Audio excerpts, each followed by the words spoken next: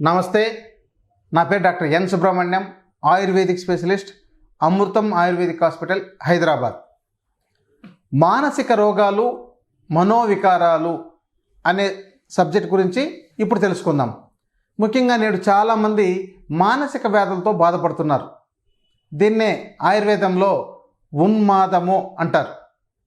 ఎందుకంటే మనకు ఆందోళన, మానసికంగా బాధపడడం, కోపం, చిరాకు, ఇంకోటి అంటే నియంత్రణ లేకపోవడం, ఆలోచనల మీద నియంత్రణ లేకపోవడం, ఒక పని మొదలు పెట్టగానే దాన్ని సగంలో వదిలేసి మళ్ళీ ఇంకో పనికి వెళ్ళడం, నియంత్రణ లేకుండా మాట్లాడేయడం, తర్వాత బాధపడడం. కొంతమంది చూడండి, ఎవరన్నా తిట్టాలంటే గబగబా తిట్టేస్తారు, నోటికి వచ్చినట్టు తిట్టేస్తారు. తర్వాత వాళ్ళు రియలైజ్ అవుతారు, అప్పుడు మళ్ళీ వాళ్ళని వెళ్ళి క్షమించమని కోరుకుంటుంటారు. ముఖ్యంగా చాలా ఇళ్లలో జరుగుతుండేది. ఇంకోటి ఏంటంటే అతిగా ఎప్పుడూ ఆలోచనలు. ఎలా ఆలోచనలు అంటే అసలు వీళ్ళకు నిద్ర కూడా పట్టదు, రాత్రంతా ఆలోచనలే. ఎప్పుడో ఇక వాళ్ళకి ఎప్పుడు నిద్ర పట్టిందో తెలియదు. తర్వాత ఎప్పుడో ఉదయం చాలా కష్టంగా నిద్ర లేయడం, ఇంక ఎప్పుడు చూసినా ఒక నియంత్రణ లేని మానసికంగా ఆలోచిస్తూ ఉండడం, అలాగే చేసే పనులు కూడా నియంత్రణ లేకపోవడం. ఈ మానసిక రోగాలు ఎంత ఇబ్బంది పెడతాయంటే నేడు ప్రపంచంలో చెప్పాలంటే అందరికంటే మానసిక రోగులే ఎక్కువగా ఉన్నారు. ఇది పరిశోధనల ద్వారా మనం నిరూపించాల్సిన పని లేదండి, కేవలం వాళ్ళకున్న లక్షణాలను బట్టి చెప్పచ్చు. ఎందుకంటే అతిగా మాట్లాడడం, నియంత్రణ లేకుండా ఎంత మాట్లాడుతూనే ఉంటారు సంబంధం లేకుండా, అది కూడా ఒక రకమైన మానసిక రోగమే. దీన్ని వాతజ ఉన్మాదము, పిత్తజ ఉన్మాదము, కఫజ ఉన్మాదము, సన్నిపాతజ ఉన్మాదము, ఇలా ఆయుర్వేదంలో చాలా రకాల పేర్లు కూడా చెప్పారండి వీటికి. కొంతమంది మరీ చాలా ఎక్స్ట్రీమ్గా బిహేవ్ చేస్తుంటారు. అసలు ఇతనికి మెంటల్ అని మీరు నిర్ధారణ చేసే రోజులు చాలామందిలో మీరు చూసే ఉండుంటారు. ఇలాంటి మానసిక రోగులకు, ఈ మానసిక వికారాలకు ఆయుర్వేదంలో అమోఘమైన పరిష్కారాలు ఉన్నాయి.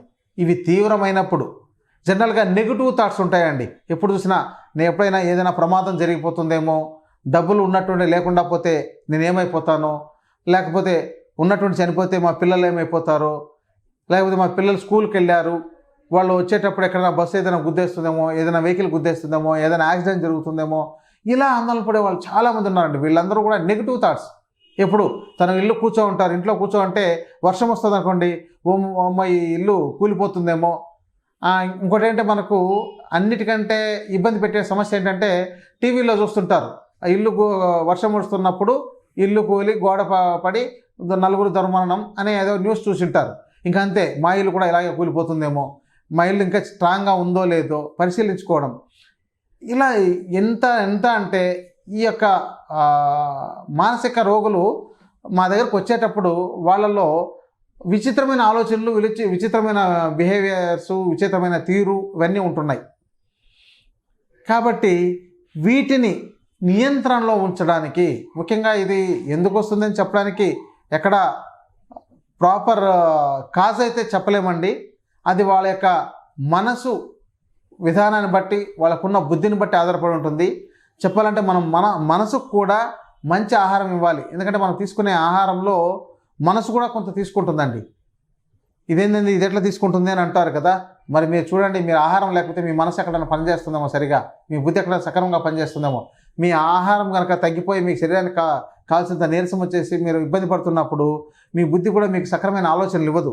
అంటే దాన్ని బట్టి అది తీసుకుంటుందా లేదా అనేది మనం చెప్పలేం. కానీ దీనికి ఎలా చెప్పాలంటే, దేవుడు ఉన్నాడా లేడా అంటే దేవుడు ఎలా ఉన్నాడో అని ఎవరైతే అంటారో అలాగే మన మనసు, మన బుద్ధి కూడా ఆహారాన్ని తీసుకుంటుంది అని మనం అనుకోవాలి. కాబట్టి మీ శరీరానికి మీరు మంచి ఆహారాన్ని ఇవ్వాలి అనేది ఒక ముఖ్యమైన విషయం అండి. రెండవది, ఏ ఆహారం సరైంది అనేది ఒకటి ఇవ్వాలి. అందుకని ఈ ఏ ఆహారం అంటే మనం వాడుతుండే ఆహార పదార్థాల్లో చాలా వరకు అన్నీ వాడుతుండేవే, దానివల్ల సరిపోదు, దాంతో సరైన ప్రయోజనం లేదు. అందుకని ఈ మానసికంగా ఆరోగ్యకరంగా కాపాడడానికి ఆయుర్వేదంలో కనీసం ఒక 150 నుంచి 200 రకాల ద్రవ్యాలను తెలియజేశారు. వాటిలో కొన్ని రకాల ఔషధాలు కూడా తయారు చేశారు. అవి మంచి నిద్రను పట్టించడానికి, ఈ నెగిటివ్ థాట్స్ని తగ్గించడానికి, ఆందోళన తగ్గించడానికి, ఈ పాజిటివ్ థింకింగ్ పెంచడానికి అన్నీ ఉపయోగపడతాయండి. వీటన్నిటినీ మీకు వివరంగా పూర్తిగా చెప్పలేం, కానీ కొన్ని ద్రవ్యాల పేర్లు చెప్పొచ్చు, వాటిని మీరు వాడుకోవచ్చు.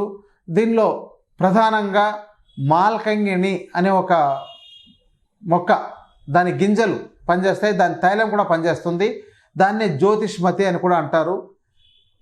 ఇంకా ఈ సరస్వతి ఆకు అనే దానిలో మనకు 2 రకాలు ఉంటాయి. అంటే బ్రాహ్మి అని, సెంట్రల్ ఏషియాటికా అనే దాన్ని, రెండవది బకోపవన్ రై జలబ్రాహ్మి అని, అది నీటిలో ఎక్కువగా పెరుగుతుంది. ఈ 2 రకాల ద్రవ్యాలు ఉన్నాయి. ఇది కాకుండా ఇంకా వజ కొమ్ములు కూడా ఇక్కడ పనిచేస్తుంది. వజ చూర్ణాన్ని మనం ఇక్కడ కలుపుకొని వాడుకోవచ్చు. ఈ మాల్కంగిణి ఒక 50 గ్రాములు, ఈ బ్రహ్మి 50 గ్రాములు, ఈ జలబ్రహ్మి ఒక 50 గ్రాములు, వజ కొమ్ములు ఒక 50 గ్రాములు, ఈ 4టిని కలుపుకొని మీరు తేనెతో కలిపి తీసుకోవాలి ఇక్కడ, లేదా తేనె నెయ్యి కూడా కలిపి తీసుకోవాలి. ఈ నెయ్యి మోతాదు తక్కువగా ఉండాలి, తేనె మోతాదు ఎక్కువగా ఉండాలి. దీంతోపాటు ఒక చిన్నపాటి లేహ్యం కూడా తయారు చేసుకొని వాడుకోవచ్చు. మనకు మార్కెట్లో రకరకాలు ఉన్నాయి. ఈ జ్ఞాపక శక్తి అండి ఇక్కడ ప్రధానంగా చెప్పాల్సింది ఏంటంటే, జ్ఞాపక శక్తి కూడా క్షీణించిపోయి ఉంటుంది. ఆ జ్ఞాపక శక్తి క్షీణించిపోయి వారు చాలా ఇబ్బంది పెడుతుంటారు. ఏ వస్తువు ఎక్కడ పెట్టామో గుర్తుండదు, ఏం మాట్లాడామో గుర్తుండదు. వాళ్ళ గతంలో ఎవరికైనా హామీ ఇచ్చినా కూడా ఆ హామీని కూడా మర్చిపోతుంటారు అనమాట. నేను తప్పనిసరిగా నీకు చేస్తాను, నీకు సహాయం చేస్తానని చెప్పానా, లేకపోతే నీకు తప్పనిసరిగా నీకు తీసుకొచ్చి ఇస్తాను, ఏదో వస్తువు లేకపోతే డబ్బు ఏదైనా కావచ్చు, అది కూడా మర్చిపోయి ఉంటారు. అంటే ఇది కొంతవరకు మర్చిపోతే ప్రాబ్లం లేదు, ఎందుకంటే మరుపు అనేది చాలా అవసరం. కొన్ని మర్చిపోతే, కొన్ని బాధలు మర్చిపోతేనే మనం ఆనందంగా ఉంటాం. అలాగని ప్రతిదీ మనం ఏ వస్తువు ఎక్కడ పెట్టామో, డబ్బు ఎక్కడ పెట్టామో, మనం ఏ బ్యాంకులో ఎంత పెట్టామో, ఎక్కడ డిపాజిట్ చేశామో అనేవి కూడా మీరు మర్చిపోయారనుకోండి, తర్వాత అది మీకే కష్టమవుతుంటుంది. కాబట్టి వీటన్నిటికీ ఈ యొక్క ద్రవ్యాలు చాలా బాగా పనిచేస్తాయి. అంటే ద్రవ్యాలన్నీ చాలా ఉన్నాయండి, మీకు అందుబాటులో ఉండే మాత్రం నేను చెప్పాను. ఇంకా దీంతో మీకు ఇంట్లోనే ఉపయోగపడే ఒక మంచి కూరగాయ ఏంటంటే బూడిద గుమ్మడి అండి. చాలామంది బూడిద గుమ్మడి దిష్టి పోవడానికి కడతారు. అసలు బూడిద గుమ్మడిలో ఉండేంత పోషకాలు వేరే దాంట్లో ఉన్నాయో లేదో అని చెప్పచ్చు. ఎందుకంటే మీరు బూడిద గుమ్మడిని రోజు వాడి చూడండి. అది ఎలా వాడాలి అంటే, మీరు కూరగా వండుకోవచ్చు, చట్నీలు చేయొచ్చు, దాని జ్యూస్ తయారు చేసుకొని తాగొచ్చు, దానిలోకి మీకు ఇష్టమైనవి ఏమైనా కలుపుకొని తీసుకోవచ్చు, ఇలా చాలా రకాలుగా. ఇక దాంతోపాటు స్వీట్ కూడా తయారు చేస్తారు. ఈ ఆగ్రాపేట అని తెల్లగా ఒక కలకండ లాగానే మనకు స్వీట్ షాపుల్లో అమ్ముతుంటారు, అది కూడా బూడిద గుమ్మడితోనే తయారు చేస్తారు. ఇక ఈ బూడిద గుమ్మడి చట్నీ అని రకరకాలుగా చేసే ఉన్నాయి. దాన్ని ఎన్ని రకాలుగానే మీరు ఉపయోగించుకోవచ్చు. లేదా మీరు జ్యూస్ చేసి రోజు తాగుతున్నట్లయితే ఒక గ్లాస్ చొప్పున దాంట్లో కొంచెం మిరియాలు, కొంచెం జీలకర్ర, కొంచెం సోంపు, కొంచెం శొంఠి, ఇంకోటి అంటే కొంచెం అల్లం రసం వేసుకోవచ్చు, లేదా శొంఠి పౌడర్ అయినా వేసుకోవచ్చు. వెల్లుల్లి కొంచెం దంచి దాంట్లోకి వేసి, ఇలా కొద్దిగా సాల్ట్ టేస్టీగా ఉండడానికి. కొంతమంది సాల్ట్ ఇష్టపడిన వాళ్ళు, సాల్ట్ తినకూడదు అనుకున్న వాళ్ళు పటిక బెల్లం కూడా కొంత కలుపుకోవచ్చు. ఇలా రోజు ఒక గ్లాస్ జ్యూస్ తయారు చేసుకుని తాగండి. ఒక 40 రోజుల్లో మీకు అమోఘమైన మార్పు కనబడుతుంటుంది. మీరు రోజు ఉదయం ఒక బ్రేక్ఫాస్ట్గా దాన్నే వాడి చూడండి. మీ యొక్క బ్రెయిన్ ఎంత షార్ప్గా పనిచేస్తుందంటే మీకు పాజిటివ్గా ఆలోచిస్తారు. రెండోది ఏంటంటే మీ నెగిటివ్ థాట్స్ అన్నీ పోయి ఉంటాయి, యాక్టివ్గా ఉంటాయి. ఎప్పుడో మర్చిపోయినవి కూడా మళ్ళీ మీరు గుర్తెచ్చుకుంటుంటారు. అంత అద్భుతంగా పనిచేస్తుంది. ఇలాంటి ద్రవ్యాలు మీకు అందుబాటులో ఉన్నాయి, మరి వాడుకోండి. ఎందుకంటే మనం ఎంతసేపు ఆ ఆకుకూరలో 10 రకాల ఆకుకూరలు, 10 రకాల కూరగాయలు, 10 రకాల ధాన్యాలు, 10 రకాల పళ్ళు, ఇవి తప్ప ఇంకా మీరు చుట్టూ తిరగడానికి వేరే ద్రవ్యాలే లేవు. ప్రపంచంలో చాలా రకాలు ఉన్నాయి, కొన్ని వందలు, వేలు, లక్షలు ఉన్నాయి. వాడండి, కొత్త వాటిని ప్రయోగం చేయండి, కొత్త వాటిని వాడుకోండి. అలా చేయడం ద్వారా మీరు ఈ మానసిక రోగాలను, ఈ ఎలాంటి మానసిక రోగాలైనా, అంటే అది ఒక్కొక్కసారి అయితే మేము ఒక పేషెంట్ వచ్చారండి. ఆయన తన కంట్రోల్ ఎలా తప్పాడు అంటే పిచ్చిగా అరుస్తుండడం, రోడ్లమ్మడి వెళ్ళిపోతుండడం చేశాడు. అలాంటి పరిస్థితుల్లో ఆ వ్యక్తిని తీసుకొచ్చారు. ఆ వ్యక్తికి ఈ మందులు ఇవ్వండి అంటే ఆయన వేసుకోడండి అన్నారు. ఇంకోటి అంటే వాళ్ళు చాలా అంటే పేదవాళ్ళు కాబట్టి అతనితో ఇబ్బంది పడలేక ఇంట్లో అతను కట్టేసేసి రోజు అతనికి మందులు వేయడం చేశారు. అంటే ఆహారం పెట్టడం, ఈ మందులు వేయడం. ఓ నెలన్నర తర్వాత ఆయన నాకు అంతా బాగుంది, ఇప్పుడు నాకు అన్నీ మర్చిపోయాను, ఎందుకంటే ఎవరో నన్ను చంపడానికి వస్తున్నారు, ఎవరో నన్ను పొడి చేస్తున్నారు, నాకు ఎవరో చెడుపు చేస్తున్నారు, ఇదేంటి చేతబడి చేశారు, ఇలాంటివన్నీ ఉండే అనుమానాలు ఉండేవి. అన్నీ పోయి అవన్నీ ఏమీ లేకుండా నేను చాలా ఆరోగ్యకరంగా ఉన్నాను.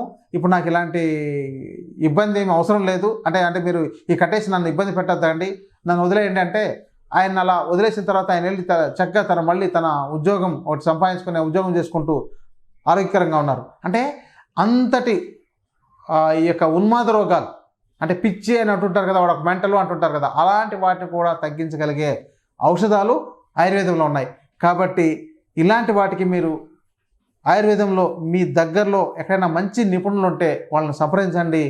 ఇంకేమైనా వీటిలో ఇలాంటి రోగాల్లో మీకు ఏదైనా ఔషధాలు కానీ లేదంటే చికిత్సలు కానీ, దీంతో ఇంకా తైలాలు అప్లై చేసుకునేవి, ముక్కులోకి వేసుకునేవి, కళ్ళలోకి వేసేవి, చెవుల్లోకి వేసేవి, లోపలికి తీసుకునే కషాయాలు చాలా రకాలు ఉన్నాయండి. కాబట్టి ఇలాంటి సంబంధించిన రోగాలకు తీవ్రమై ఉంటే, అంటే మీరు ప్రతిదాన్ని ఫోన్ చేసి అడగండి. ఏదైనా ఎవరికైనా తీవ్రంగా ఉండి ఇబ్బంది పడుతూ తప్పనిసరిగా మందులు వాడాల్సిన అవసరం ఉందండి అన్నవాళ్ళు ఎవరైనా ఉంటే వాళ్ళకు కొన్ని అడ్వైజ్ చేయొచ్చు కూడా. కాబట్టి అలాంటి వాళ్ళు 9246565193లో సంప్రదించండి. మీకు తగిన సలహాలు ఇవ్వగలుగుతాను. నమస్కారం.